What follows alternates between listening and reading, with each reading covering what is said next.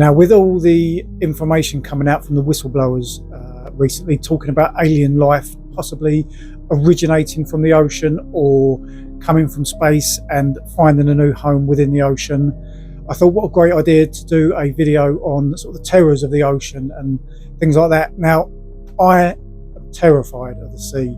I don't mind being so much on a boat just off a shore, but the deep ocean out in the middle of nowhere, it's not for me. It absolutely terrifies me. I've never really been able to sort of pinpoint why. No, to tell you the truth, I do know exactly why. Jaws. That film terrified me as a child. Seeing sharks like that in the middle of the ocean, even being in a swimming pool in the deep end, creeped me out as a kid. To be honest with you, it still does. It lingers in the back of your mind. Spielberg's got a lot to answer for.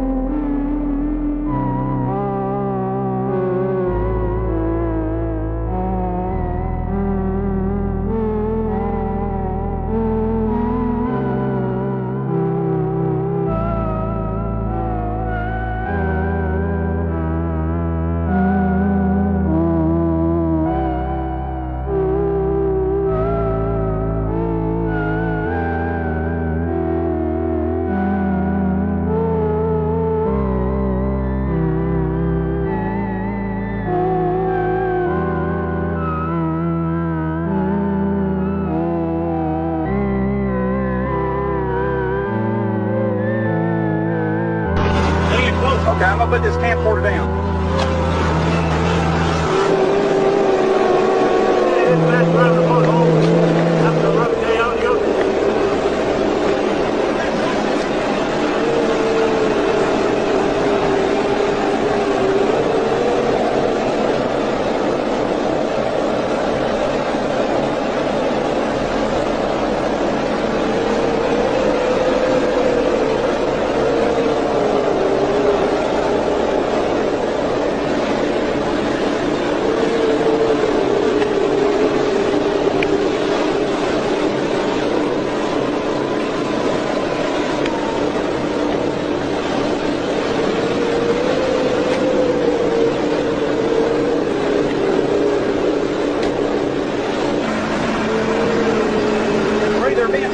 Friggin' UFOs of the Coast Guard. I want us in. There's 1, 2, 3, 4, 5, 6, 7, 8, 9, 10, 11, 12, 13 lights we see there. They've been coming on. They were 7 lights.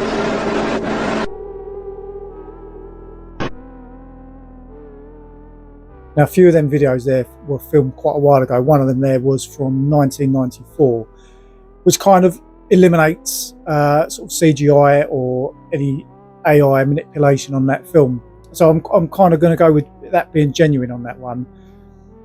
Now, obviously, there is quite a lot in the news recently about these UAPs or UFOs coming from the ocean. It does make a lot of sense to me. We know the scale of the universe, and anything that could sort of find us, is the odds of this are so astronomically high. So the idea that these things have been here since before we were and have developed technologies beneath the ocean. I'm kind of finding this sort of quite interesting. I'm sort of believing this more than things from outer space. I'm not sure. What do you guys think? Do you think these are from the sea, or these from space, or where have they come from? What is these whistleblowers sort of making any sense to you?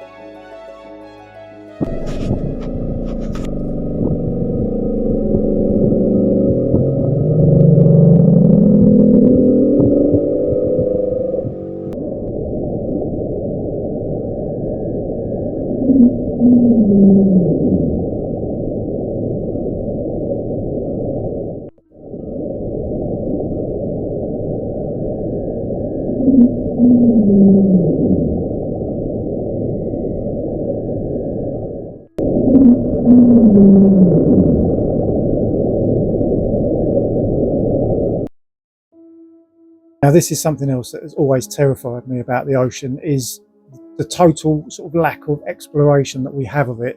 They say we only explored sort of between 5 and 10% of the ocean, and that is a minuscule amount. There is so much there that we have not discovered, so many species. I mean, deep sea giganticism is something, some of these creatures that live down there are huge. There are anglerfish the size of people. We only got to look at sort of the blue whale and sperm whale and things like that to see the scale of the creatures that live down there.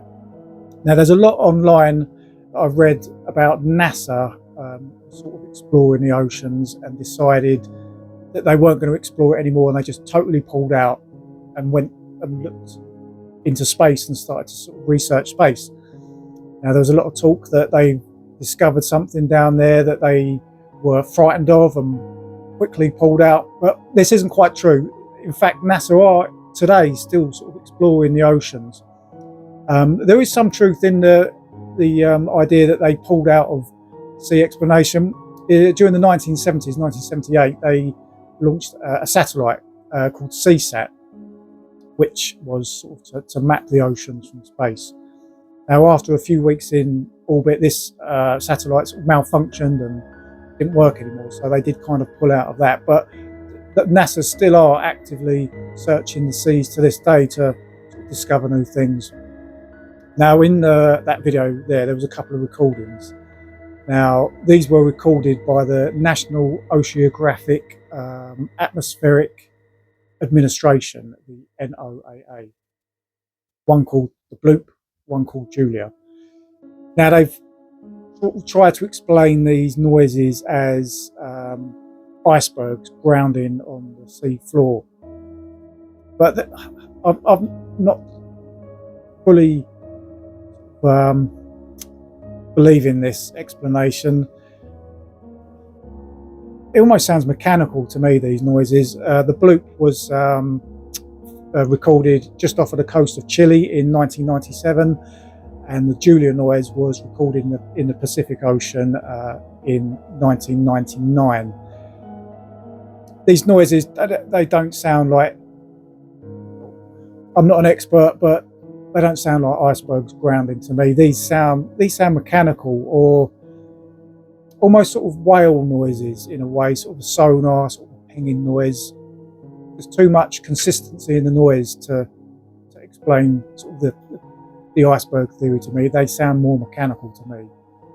What do you guys think?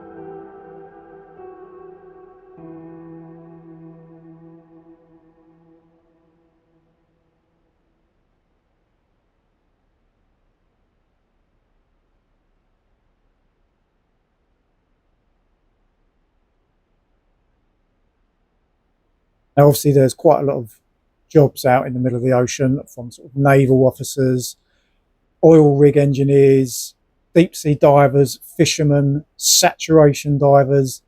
Now, I have got so much respect for anybody who does this as a profession. It is so physically demanding.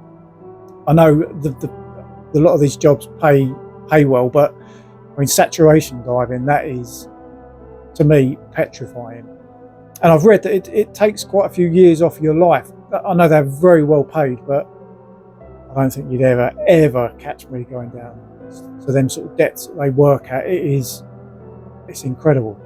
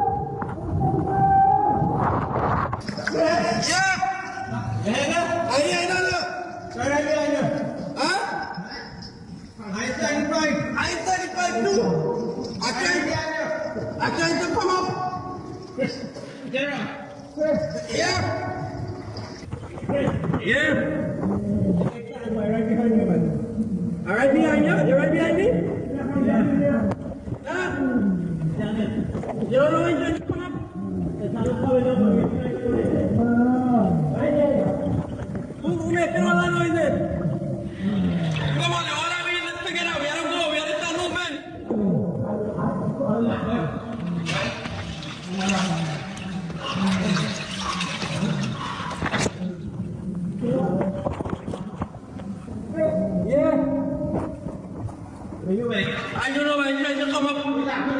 Trying to come up.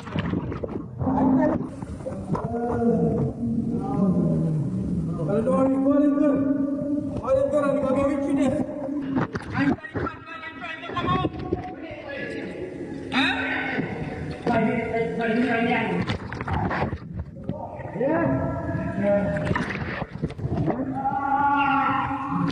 Who is that one? Yusuf? Oh, Yusuf?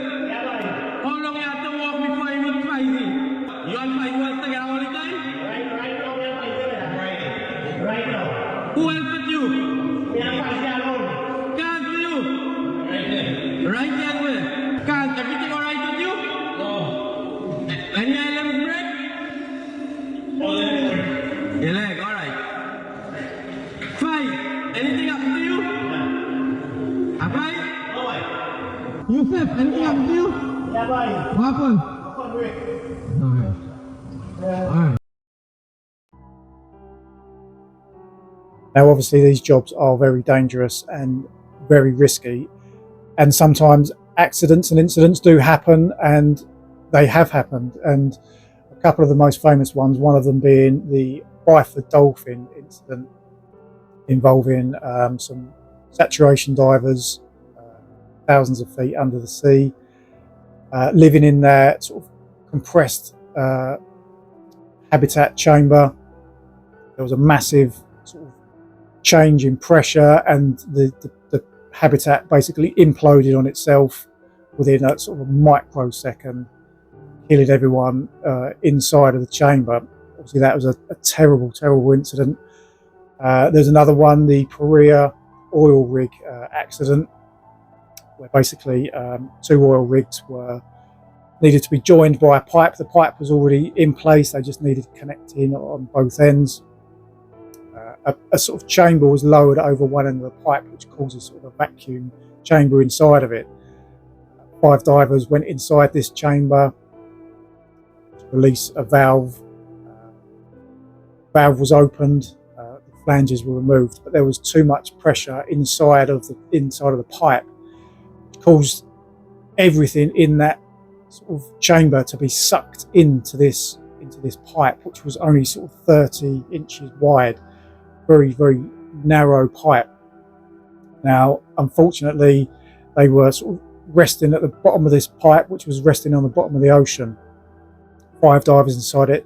Luckily, some of the sort of air and gas was taken down with the divers themselves. A lot of them tried to make their way through the pipe, which was flooded in areas. Only 1 diver managed to make it to the other end and sort of call up for help in the other oil rig. Now, he was rescued. He wanted to go back down and help the other divers, but he was refused help. He was refused to go back down himself. Nobody was willing to go back down, and unfortunately the other 4 divers died within that pipe. They did recover the bodies eventually, but again, it's another one of these terrible, terrible accidents that can happen. The risks are so high involved in these jobs, and one minor sort of miscalculation of pressure and vacuums and something can cause such a devastating loss of life. So quite recently was the Ocean Gate submarine, which was sent down to just look at the Titanic wreckage. Now, this thing was so unsafe. It had bypassed all kinds of safety regulations that were in place to make these things safe.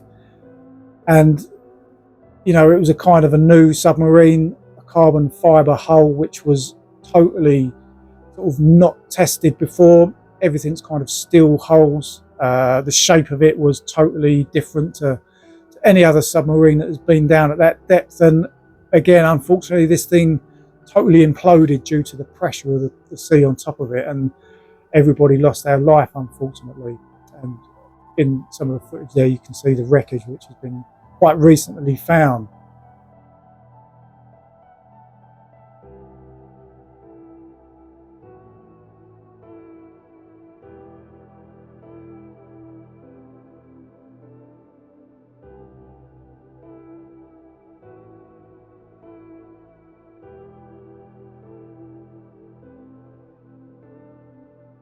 So many of these things that we've seen today is why I am so terrified of the ocean. It is just so unexplored. There's so much unknown about it that I'm not the only one who suffers from these phobias. There is a word for it, thalassophobia. Now, a lot of people will suffer this. Probably a lot of people watching this video will suffer from this. I'm just not happy being in the middle of the ocean. I'm much more a land lover.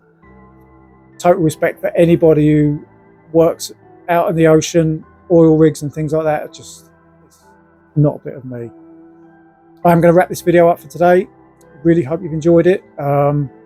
Anybody new here watching, great if you could subscribe, it'd be fantastic. A like and a subscribe would be great. So yeah, hopefully we'll see you on the next one.